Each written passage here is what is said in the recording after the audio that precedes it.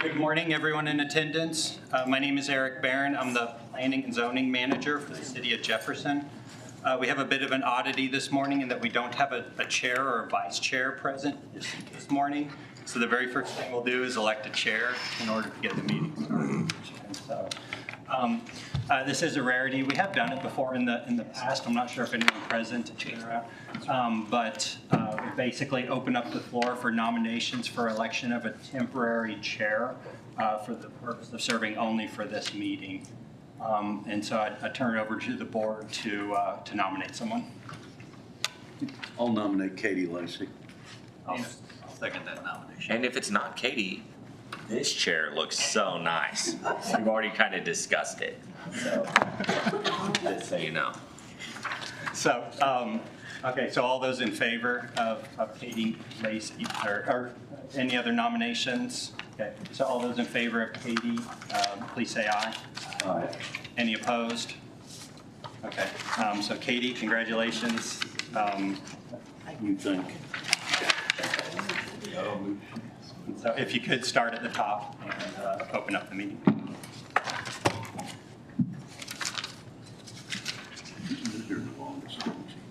Kind of lonely up here. Usually, like. This is the October 8th, 2024 meeting of the Jefferson City Board of Adjustment. I'm Katie Lacey. I'm a member of the board. I'd like to have the members of the board introduce themselves, starting with the council liaison. We have Trika Young, myself, Jay Seaver, Brad Schaefer, Roy Michael, and Michael Eichner. Staff members, could you please introduce yourselves? City Planner. Eric Barron, Planning Manager. Sean McCall, Associate City Attorney. Kim Bland, Administrative Assistant for Planning and Protective Services. Missouri law requires at least 4 affirmative votes be cast for the approval of any official matter before the board. Alternates may be designated to vote upon the absence or disqualification of regular members. A quorum of 4 members or alternates is necessary to conduct business. I declare that a quorum is present. But are there any members who are disqualified from voting today for any reason? Okay. All members are designated to vote today, as we need 5 members to vote. So the voting members are myself, Jay Seaver, Brad Schaefer, Roy Michael, Michael Eichner. So for our case today, if there's an applicant or representative here to present the following case, please raise your hand. Case number B24006, 1305 Monroe Street for conditional use permit. Are there any requests for a continuance? No. Are there any requests to reorder the agenda? No. All testimony and evidence shall be submitted to the board under oath. At this time, all of those who wish to speak shall please stand and raise your right hand. Do you solemnly swear to affirm that the testimony you are about to give will be the truth, the whole truth, and nothing but the truth? If so, answer I do. I do. I do. All right, I'm going to pass it over to the city staff for a format of hearing and list of exhibits. Thank you. I would like to briefly describe the procedures of the board. The proceedings of the meeting are being recorded, so please project your voice when speaking and give your name and address for the record. The standard order of each case is as follows. After introduction of the request by city staff, the applicant or the consultant will provide information on the request. The only presentation by the applicant shall be limited to 10 minutes, unless additional time is granted by the board. The applicant shall have an additional 3 minutes for closing testimony if requested. We will then ask to hear from supporters of the request. We will then ask to hear from opponents of the request. We will then ask to hear from anyone else who wishes to speak on the request. Testimony shall be limited to 3 minutes each, unless additional time is granted by the board. City staff will then give their recommendations on the request. In order to reduce the time necessary to hear an application, references to printed materials including applicable findings and staff reports shall not be written to the record unless directed by the board. The board will close testimony from the floor. The board will discuss the proposal, then publicly make its decision with reasons. The form motion shall be positive, that is, that the motion shall be made to accept the request as presented, or with modifications stipulated or conditions. A final vote will be taken with ayes in favor, nays opposed. The chair shall announce the result of the vote, specifying the number of votes cast in favor and the number of votes cast against. If 4 or more votes are cast in favor of the motion is approved. If 3 or less votes are cast in favor of the motion, the motion is denied. The following documents are entered as exhibits for all items under consideration at this meeting. The City Code of the City of Jefferson as amended, the comprehensive plan and land use map, copies of applications under consideration, a list of property owners to whom notices were sent, the affidavit of publication of the public notice in the newspaper, copies of drawings, plans, and/or renderings under consideration, letters of memorandum of staff, staff reports, minutes of proceedings, correspondence, or other materials submitted by the public or the applicant, rules of procedure for the Jefferson City Board of Adjustment. These items are public record and available for inspection through the Department of Planning and Protective Services or through the Office of the City Clerk. Please be advised that any items that are presented, distributed, or otherwise received pertaining to the cases under consideration become the property of the board. This includes any photographs, drawings, petitions, and letters. Thank you. Can I have a motion to adopt the agenda as printed? So moved. Second. All in favor? Aye. Any opposed? Motion carries. Can I have a motion to adopt the minutes of the July 9th, 2024 meeting? So moved. Second. All in favor? Aye. Any opposed? Motion carries. Has any correspondence been received? No. All right. Okay, moving on to our case, number B24006, 1305 Monroe Street, conditional use permit, request filed by City of Jefferson property owner on behalf of Google Fiber applicant for a conditional use permit of 360 square feet of fiber network equipment building. 360-foot square fiber equipment building. Got it. All right. Staff, could you give us the initial information? So the property is highlighted, outlined in blue on the screen, is located at 1305 Monroe Street and is zoned RD residential duplex. Surrounding zoning is as follows. To the north is RS4, medium density residential, and C2, general commercial, with there being single-family residential use and a hospital campus. To the east is RD residential duplex, with there being vacant land and a daycare. To the south is RD residential duplex, with there being single-family residential use. Then to the west is RD residential duplex with single-family residential use as well. This is an aerial photograph with the subject property outlined again in blue. And it contains, this property is city-owned property. It was acquired during improvements in order to improve the intersection of Stadium Boulevard and Monroe Street. And there is a parking lot on the south side of this property, and it is used by residents in the area. The request today is for a conditional use permit to place a fiber utility hut on this property, and this property will be leased to this entity for that hut. In addition, the applicant has said that in the narrative that the request will not impact the parking lot. The applicant has supplied a site plan with various details relating to this conditional use permit request.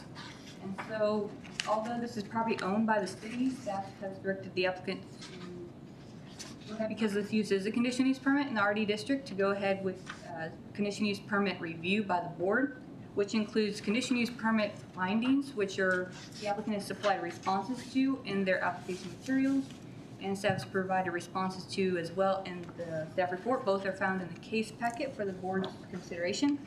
So again, this is the site plan with those various details, including a fiber utility site, which will be 360 square foot, and then a lease area of 1,820 square foot. The fence that will surround the hut will be 8 foot tall, a vinyl security fence, and there will be a concrete driveway that will provide access into the site, which will be primarily based off the narrative, will be primarily used by technicians once a week to do some operations such as maintenance on the site. And then the next slide is elevations for that fiber utility hut. The exterior of the building will be of a tan color, and then the fence is proposed to be of earth tone, so both are designed to blend into the surrounding area. And here's a rendering of what that would potentially look like, with the exception, of course, the fence color will be of earth tones. And so those are some initial details of the request. I'll pass it back to you. any board members have questions for staff? So the city owns that lot? That is correct. And so then the lease area would just be the footprint of the site. So it's probably just the fence area and what's contained in it, not the parking area. As Courtney mentioned, the parking area would be unaffected by this proposal. It would continue to be there and available for the residents in the area. That was part of, it was acquired, as Courtney mentioned, for intersection improvements there at Stadium and Monroe. And if you're familiar with the area, it's a fairly narrow street, and so those improvements took away some parking in the area. So in order to compensate for that, a small little parking pad, area was established there off of the alley. So that parking pad was a result of the narrowing of, or the narrow street and no parking on either side, is that what it was? I think there's parking on sites, but with the establishment of turn lanes in the area, I think it took away some of the parking, and so, yeah. And what does the conditional use mean for current and long-term, as far as that particular? So of course, conditional uses are uses that typically fit within a particular zoning district, but have a higher than normal potential for impact on surrounding property, depending on the specifics of the use. And so they're directed to the board for review. They have the ability to have conditions placed on them. So if there's some a feature that is creating an undue externality from the site, then but could be addressed in some manner through a condition, then a condition could be attached to that approval. As Courtney mentioned, again, it is a bit of an oddity that it is city-owned property, and technically the city council is kind of the controller of what occurs on that property. But we have a fairly long history of bringing these types of utility substations through the Board of Adjustment in order to get feedback from surrounding property owners and see if there are any kind of conditions or other things that need to be considered based on feedback from the neighborhood, so to speak. Sewer pump stations tend to be one that have come before the board a number of occasions. And then on the private side, electrical substations frequently appear in front of the board. But this is publicly owned property, and so if there is a particular feature about this plan that is causing issue, that's really I think one of the things we're most interested in hearing about this morning. So, In addition to the security fence, is there any plans for security cameras or anything like that? I'd defer to the Okay. applicant on that. Okay. When we get to that. And so. Any other questions? All right, who would like to present this case? Come to the podium and give your name and address for the record. I'm Robert Vaquero with the company BHC engineering firm from Overland Park, Kansas. It's 7101 College Boulevard in Overland Park, Kansas. So we're presenting this on behalf of Google Fiber. So we're a civil firm, so we put together all the plans, get the approvals, the permits, things like that. So typically only I don't know how all the internet infrastructure works inside the building. All I know is it facilitates bringing high-speed internet to the community. It's so that they could sell, internet service home by home in the area. So we start by picking a nice flat property like this one. We'll put a concrete pad down, and then the building is pre-manufactured, so it comes on a truck basically, and they crane it off the truck onto the pad. And then there are existing or proposed conduits that we will put in the ground, so all the other facilities are underground. And those pipes basically go from the building to the street, and then Google will build out the infrastructure in the right-of-way of the city to serve all the houses.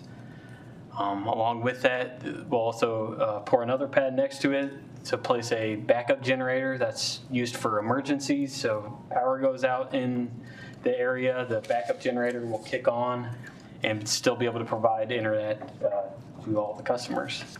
That is typically the only time it will kick on. However, they do have some testing periods. I believe it's once a month or so that they just make sure it's working, but it'll run for a couple minutes and then shut off. Besides that, they'll put gravel down throughout the site, but none of that will be seen because they're going to construct a 8-foot security and privacy fence. That's both to screen the site and to keep people away from any equipment. One of the questions was there security cameras and things on the site? Yes, they mount security cameras to the building. It all faces within the area, so they're not, pointing them at the nearby residents or anything like that. All that will be seen is within that fenced area. You can see a couple other, rectangles on the site there, and of course over by the sidewalks, those will be vaults, like utility vaults that are at grade. So all you'll see is the lids of those, and that's how they get all the fiber cables and everything out to the greater network from the building. The final piece of this would be the access drive. It'll be a paved drive dedicated to servicing the building. Any techs or anyone coming to visit the site would utilize that drive as parking and their access. There is no intention to use the residence parking. That should be left alone. I guess visits to the site would only be done by usually a single tech at a time. They might be visiting to replace equipment or maintain day-to-day function, but generally the site is unoccupied and visited at most once a week. That's pretty much the whole project. I'm happy to answer any other questions or anything you guys had. Questions from the board? Is there any landscaping plan around the outside of the fence or? Not at this time, no landscaping plan. The fence itself would act as kind of the visual screening buffer, and it's also going to be in earth tone, that type of thing, to not make it that bright white in the other picture. It shouldn't stand out at all. Any protection from traffic, like you put any bollards up or the fencing reinforced or? No, we don't think so. The fence is pretty sturdy. I guess maybe the biggest concern might be from the parking area, but the nearby streets are far enough set back away that we don't have any big concerns about traffic impacts or anything like that. The ground does slope from the street. So I think Brad's question is appropriate, for a car that might get out of control or whatever. That's a rapid area. Just throwing that in there, Yeah. Pretty steep Yeah. to it. We don't see any concerns with that. I mean, but I could see how that might be a question. So everything is inside the fence? Yes. There's nothing outside? Correct. And then what's the longevity of those buildings, and do they change them out after 20 years? 20 years is the life cycle. I'm thinking they could last longer. They don't typically change them out or anything. If any kind of upgrades or anything would be needed, they'd all be inside the building with the equipment to service the network. I don't know if it's a question for you or for Eric. Do I ask, if it's for you, do I ask now or? If it's a simple question, I might be able to answer. So if the building gets changed out, what's the process? Does the conditional use continue through to the next building, or is that? They could swap the building out for a similar looking building without having to have any special process. And does, since this is an improvement to that property, does the sidewalk issue come into play where they have to put in a sidewalk, or is the existing sidewalk? Or you know what I'm trying to say? Yeah, I think as a city-owned site, it would probably be a different consideration there. So, no, I don't think this would be triggering it. Noise. What could the residents expect? Yes, noise-wise, I guess The two sources from noise would be the air conditioner units. There's 4 of them mounted on the building. They're typically set up to at most run 2 at a time, and that way they cycle both, energy efficiency and, backup, make sure that, if one air conditioner goes down, the others could pick it up. But they are no louder than your typical residential air conditioner. There's just 4 of them, and then the other noise is potentially the backup generator, but as stated, that only kicks on in an emergency or during a testing period, which would not be during, late hours or anything like that. It would be, midday at a time that, wouldn't have an impact on. Perfect. Any other questions? That backup generator, what kind of fuel does it use? We intend to attach a natural gas line. So that is something I should note, that there are 2 utility services to the site, one being power, the other one being a natural gas line. No water or sewer or anything like that. Roy Michael wanted me to ask, is Google promising to dominate Mediacom or Brightspeed, or are they just gonna kind of be all the same? I did not ask him officially for the record. You don't have to answer. Okay. We know the answer. Okay. Any other questions from the board? Okay, I think you can have a seat then. All right, thank you. Thank you. Is there anyone here who would like to speak in favor of this proposal? Seeing none, yeah, okay. Perfect. Seeing none, anyone that would like to speak in opposition? All right. Is there anyone else who would like to speak on this request for any reason? Yeah, you may approach and give your name and address for the record, please. Madam Chair, we would need to swear you in. Oh, yes, you didn't. Yeah. Yep, let me get back there. Okay. Do you solemnly swear or affirm that the testimony you're about to give will be the truth, the whole truth, and nothing but the truth? If so, answer I do. Okay. Name and address? Dale Sachs, 1308 Monroe. The only concerns we have is, other than as long as the parking lot isn't affected, from Monroe Stadium, law enforcement can just look over the hill as they drive by and see the parking lot.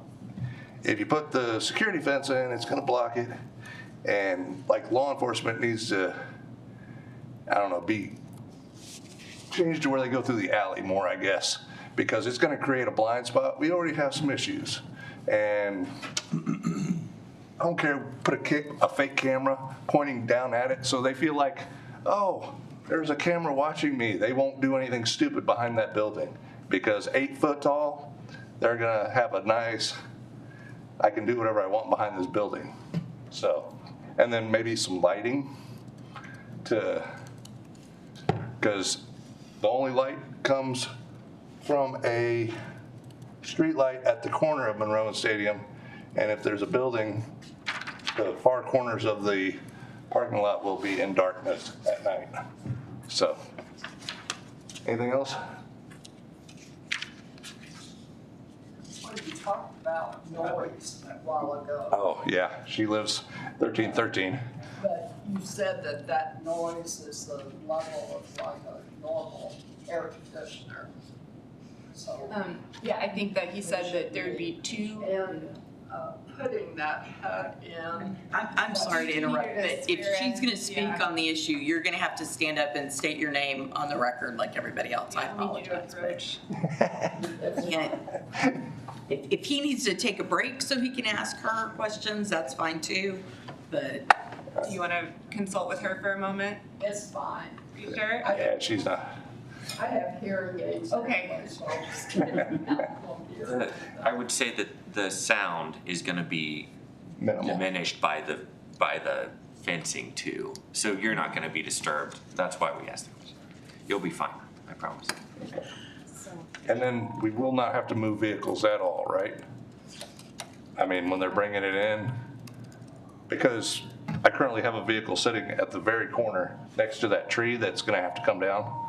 so also during construction is your question. If Yeah. vehicles will have to be, I mean, I can't attest to that, but I can't imagine why that would be necessary. Okay, well, because, I mean, that tree, It's a big tree, that is a big tree. big tree. And it's almost, probably about right at 6 feet from the corner of that parking lot. So, okay. thank you so much. We appreciate you Thank you. speaking here.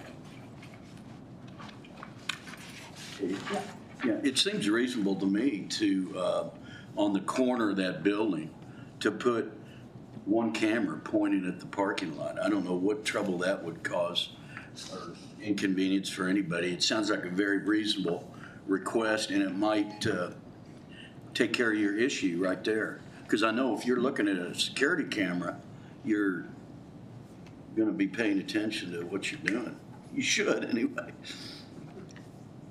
Is that? That security camera may be only monitored by, and unless it's affecting their property, there's no reason for them to alert. I see, okay. The other concern was the police. I don't know what we have that we can That would probably be a affect thing that, for the city, to address. yeah, the board. But I appreciate that concern being raised. Okay, if that's everyone that wishes to speak, we'll close testimony. All right, do board members have questions for staff? Seeing none, would someone like to make a motion? Could turn to, Courtney, did you have a recommendation? There's a single form motion since all form motions have to be positive, single form motion to approve a conditional use permit. Yeah, I mean, there is the staff analysis of required findings in the staff report, a little bit of a write-up. Again, this is an item that would be improving the telecommunication infrastructure for the city. That is a component, a recommendation within the comprehensive plan. In general, it is good to have these types of facilities available for the residents of the city.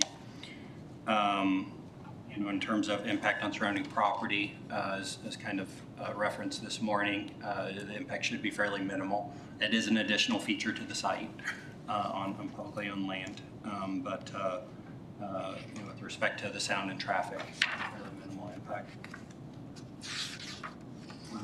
It would have to comply with all the normal kind of building code requirements of the city code. With respect to some of the comments this morning, I'm not sure a lot of those can really be addressed within the format of this, conditional use permit. I mean, we can pass those comments on to the Department of Public Works, who's in charge of the parking areas around town.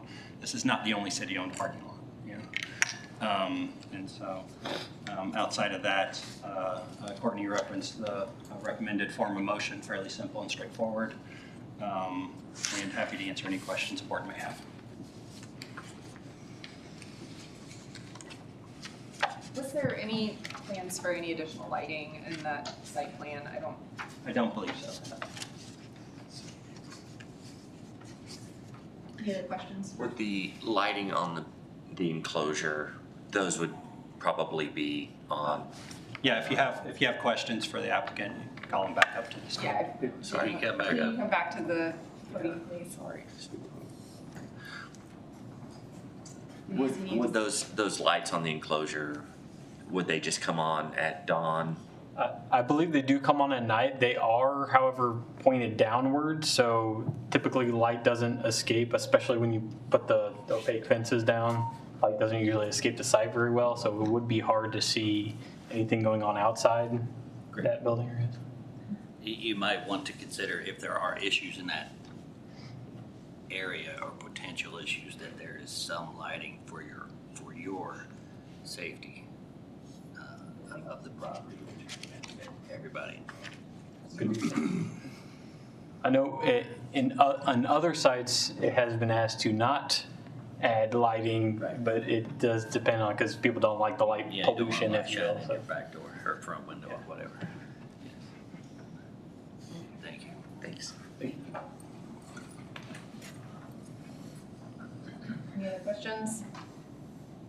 Okay, would someone like to make a motion? I'll make the motion.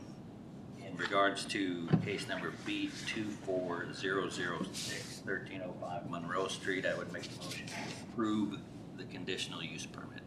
Second? Second. Okay, is there discussion? I just want to say thanks to the residents for coming today and voicing your concerns. And the board only has so much purview over this topic, but I think Eric gave you some resources there with the Department of Public Works. If you have concerns about the parking area, I encourage you to work with them. So thank you again for coming out. Anyone else? All right, we're gonna do a roll call vote. Okay. Lacey, Aye. Seaver, Aye. Schaefer, Aye. and Michael, Excuse me. and Eibner. Okay, motion carries. And that's the end of the open session. Thanks for coming, or not open session, but the end of that part. Thank you, everyone. And we can move on to any miscellaneous reports. Thank you. No miscellaneous reports under the other business category. Just give some updates from the staff level. First, as communicated to you by email, Drew has resigned his position on the board. Drew has been in service on the board since 2007.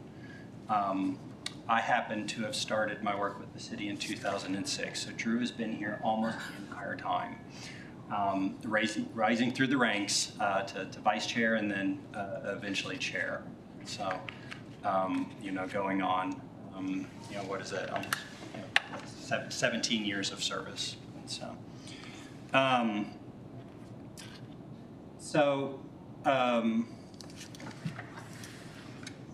you don't know that. I did not meeting, sorry. Okay.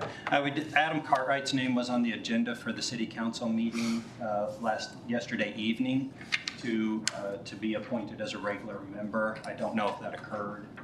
Usually at that point they usually do occur, but I can't attest to it. I'm kind of assuming there.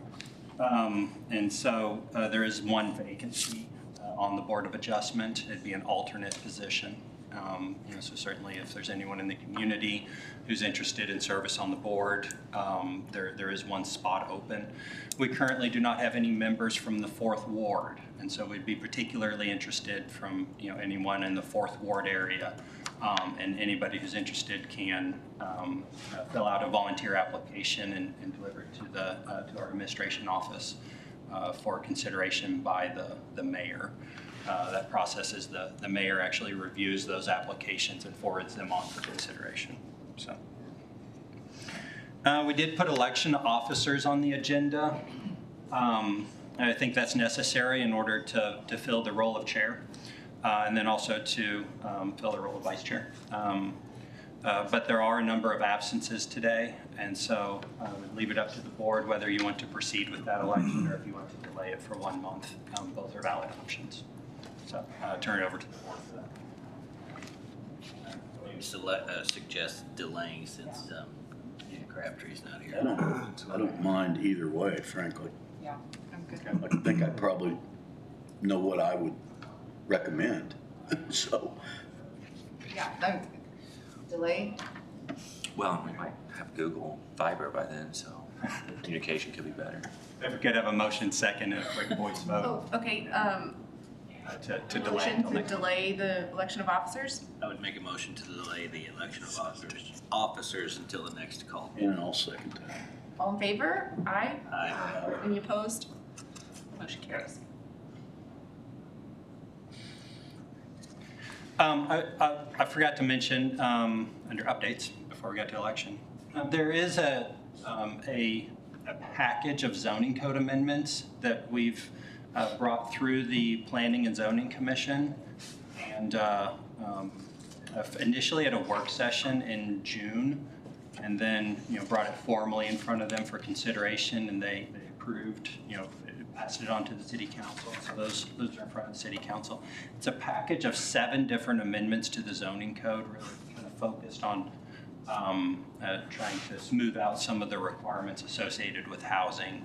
There's some amendments that are focused on requirements for apartment buildings, removing some of the separation between buildings and requirement for open space that are associated with apartment complex, the apartment uses. Some amendments to the parking section, reducing parking requirements for larger apartment complexes or 5 units or more. Some amendments to garage sizes and garage separation. If you recall, a couple months ago, there was a proposal. A gentleman was wanting to construct a garage where his existing garage was, and needed 3 different variances. One of those was a separation from the house variance, and that he didn't have the required 10 feet. And so we're actually proposing to remove that requirement from the zoning code. An allowance for to allow single-family homes, structures that were built as a single-family home but happen to be in a typically commercial or other zoning district and converted to a commercial use. So imagine a home in the downtown area sitting in a commercial district that's converted to an office, and someone buys it and wants to convert it back to a house because it looks like a house. Currently, there's a zoning conflict there, but putting in an allowance that if it was originally constructed as a single-family home, to allow that conversion back to single-family. So you wouldn't be able to build a new single-family home in a commercial district. That would still not be permitted. But existing homes you could reutilize as homes. What about the width of the driveways in storage unit areas within everybody? Well, we amended that in the prior package, and so if I recall, I think that was on the list of that, and so hopefully that's in a fairly good spot. Yeah, that's another one that had come up a number of times. An allowance for multiple unit buildings. If you imagine a 4-unit condominium complex, okay, which are fairly common, 4plexes, divided up so everyone can own their individual unit. Well, there's actually a couple different ways that ownership can be established. You could have a condominium complex, which involves filing a lot of paperwork for to establish a condominium association, or you can actually divide this lot that the 4plex is on into 4 pieces down the center of the walls within those units, so that everyone owns their unit plus the yard area in front of and behind their unit. Again, a very common way of kind of establishing ownership for multiple unit buildings, but currently not permitted in Jefferson City except for duplexes. So actually expanding that from duplex to up to, I want to say we put a cap on 10 units.